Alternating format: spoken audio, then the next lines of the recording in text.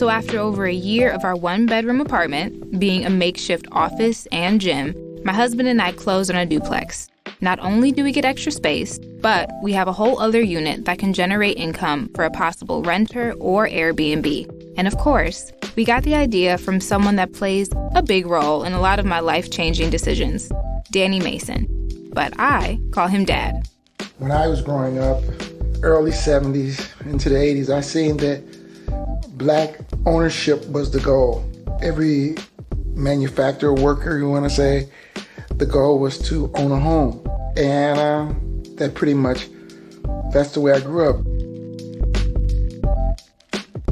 You're listening to Speaking Of, a podcast by Milwaukee PBS.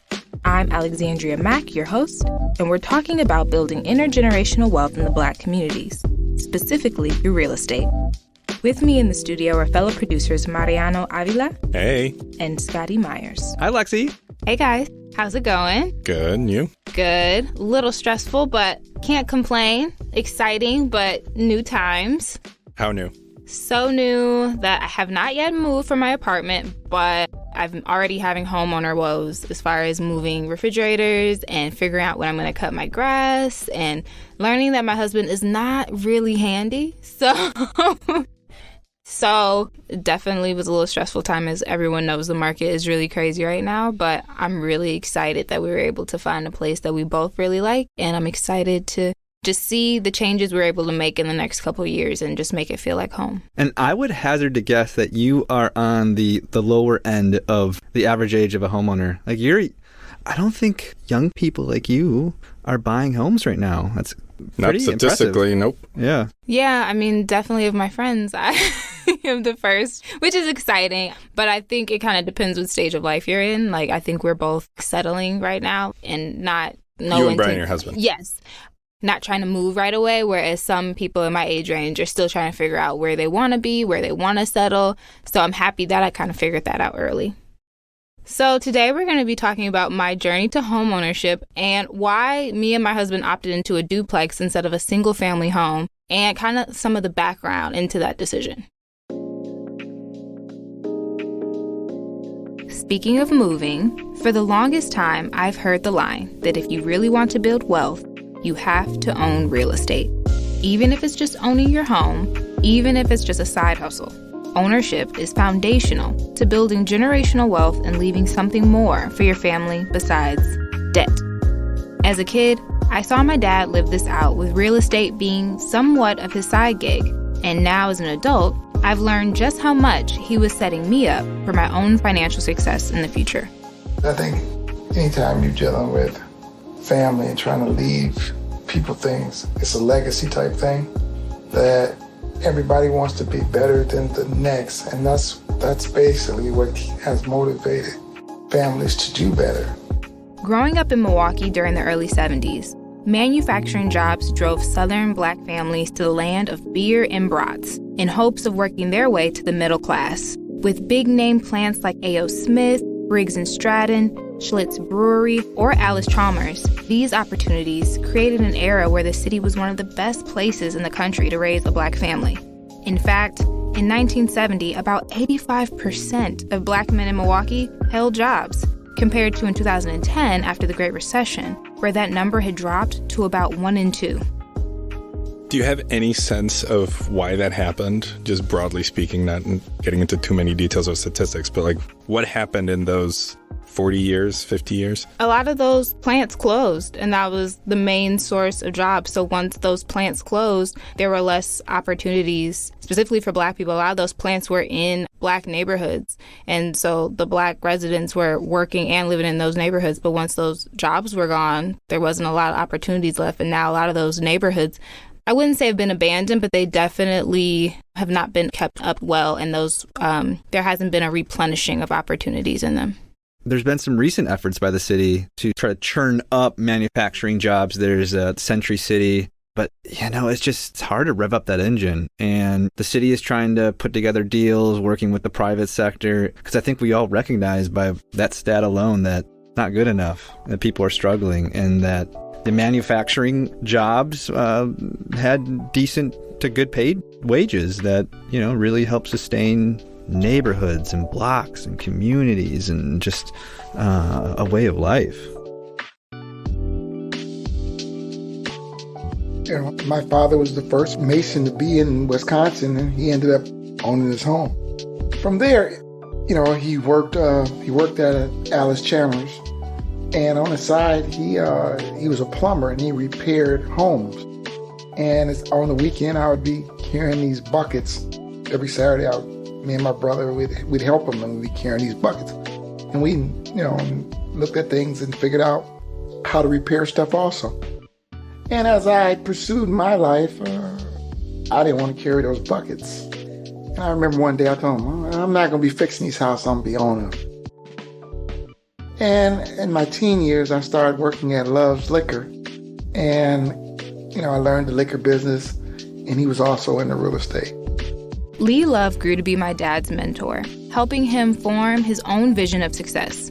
Love owned nearly 20 businesses, including daycares, a car dealership, a funeral home, and his flagship business, the Love's Liquor franchise, that held 14 different locations. So yeah, for someone going for the big bucks, Lee Love was a good mentor to get you there. And I learned from him that owning real estate was a collaboration of things: credit scores, real estate agents, and bankers. Then I went to college and got a degree, and then I started my family, and on the side, I did real estate. My dad got his start with duplexes around 1998 with hopes of saving money to send my sister and I to college. Although the price tag of college wasn't nearly as expensive as it is today, even back then he knew that a 9-to-5 alone wouldn't cut it. As I grew into it, I realized I can get a piece of pie today, and then at the end game, I'll have the whole pie. So those were motivational things. And then you can look at it as many other ways. It becomes family-oriented. These are things that your family will have to learn. You know, everybody's going to buy a house. And then real estate is a piece of the American pie. You got to, at many levels. So, and we're just talking common folks. For me, I always seen it like, as being a black man, corporate America's going to give you so much. And then you got to get your other slice from somewhere else. And why not real estate? Only 7% of Black Milwaukeeans own their homes. That American pie he's talking about isn't making it to a lot of African American households. If you want to look at home ownership, Black people are less likely to own a home, and their homes are likely to be worth less as well. That's Kristen Brody from the Hamilton Project, named after America's first architect of American prosperity, Alexander Hamilton. It's a policy institute based in D.C. that studies economic initiatives that can benefit Americans. So according to the U.S. Census, the homeownership rate for white non-Hispanic Americans was 75.8% compared to 61% for Asian American, 50.9% for Latinx, and only 46.4% for Black Americans, right? So we were the lowest on that. And then the home value is awesome. So a 2020 report from Zillow revealed that the typical home owned by Black and Latino homeowners is 16.2% and 10.2% less valuable, respectively, than the typical U.S. home overall, right? So less likely to own a home, and the houses that we own are worth less. When you think about being able to afford a home, the unemployment rate for us is generally the highest. There has been discrimination historically in terms of access to banking, access to credit, trying to get a good mortgage, right? Like not a subprime mortgage, not one of these ones where the arm is going to explode to some ridiculous interest rate after 2 or 3 years. So all of those have been systemic barriers to Black people accumulating wealth that they could pass on to the next generation. Even though African Americans make up 13% of the population, we're only about 6% of people working in the real estate industry. What are the ramifications of a real estate industry not having Black and brown people, you know? I think that translates directly to the lack of Black home ownership. You know, it's different when you have people that look like you that are walking you through the process and you can see that it's attainable. And just think of how big the real estate industry is. Like, for so long, I thought it was just realtors, but no, there's commercial real estate. There are the people who may do renovations or the people that may be overseeing construction. There's so many jobs available that is what made that number really startling to me, because the real estate industry isn't just realtors. It's really so many different opportunities available. Yeah. Yeah, that makes a lot of sense. I did meet a local boss lady. I am Tia Cannon, founder of ANC Real Estate. She's a young Black woman. She's 31 years old and simply said she's doing it all. She's juggling multiple renovative developments in the city. She is super fly, according to her Instagram. And this boss lady, I know a little something about because you produced a video segment that aired on Milwaukee PBS's Black Nouveau. Oh, that's right. And it was incredible to see that space. And also, this is a plug for all of you listening that you should go to our YouTube page and watch it, because it is really stunning to see the descriptions and the transformation of this physical space that means so much to her, clearly. What is the segment called so people can go look for it? Women Leading Change. So it was the Women's History Month episode where I spoke to women in different industries making impact in the city of Milwaukee. And please tell me her lower third read Tia Cannon, boss lady. No, a missed opportunity. Now that I think about it. Next time you just say boss lady. Yes. So tell us a little bit about this project. So this particular project is called the Community Within the Corridor. It's for the community, by the community. This development is 197 units. There will be just opportunities for people to come and play chess, checkers, and things like that. There's going to be a food hall here. So how much does a development like this cost? Like, how much do y'all have to invest into this building? A lot was invested into this particular building. Developments like this cost a lot of money. And so the budget for this development was $66 million. Yeah. That's a pretty penny. It is a pretty penny. It is. But for 31-year-old Cannon, the value of this project is more than just the price tag. The project is in her childhood neighborhood. And remember those industrial jobs I talked about earlier? She's overseeing the construction of renovating a former Briggs & Stratton plant into an affordable housing complex, reinvesting in an area that for too long has been left without jobs or new opportunities. You got to be willing to get your hands dirty. You have to be willing to stand up for what you believe in, because there's a politics side of real estate too, especially from the side of development, right? Because for some people it's just an investment, but for other people like myself who grew up on Center Street, this is something that is near and dear to me, with my grandparents being the first Black owners, you know, in this area. My aunts, the only Black girls at Washington High School. To what it is now, to see it be brought back up as it deteriorated is something in itself too. When I spoke to Tia and my dad, they both brought up the idea of building legacies for their kids to inherit.